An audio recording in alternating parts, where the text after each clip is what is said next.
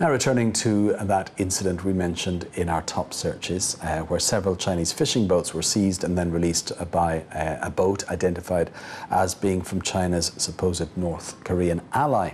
Exactly who was behind the affair, what happened and how it was resolved remains unclear. But what is clear is the very different way this detention of Chinese fishermen was approached by the Chinese government. When Chinese crews have been held by South Korean, Japanese or Philippine coast guards, the government response has usually been pretty loud, shrill and sustained. But in this case, involving a vessel purportedly from North Korea, the news was kept under wraps for several days and then referred to only briefly. And even now, with the 29 fishermen safely back home, it seems the affair is being effectively hushed up. So how do ordinary Beijingers feel about the whole strange affair? Our researcher Esther Dung went out to ask. How do you view the detention of Chinese fishermen in North Korea? Well, if China was stronger, such things wouldn't happen. As we Chinese often say, if you want to beat a dog, you have to first think about his master. So it's a matter of a country's power.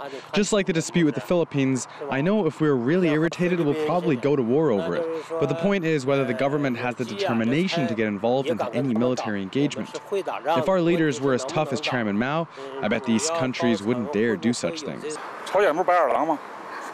North Korea has no gratitude.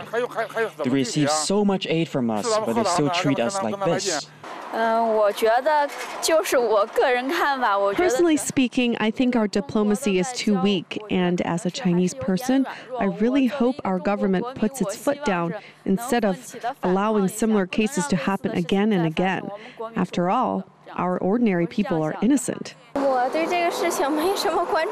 actually haven't paid any attention to this issue.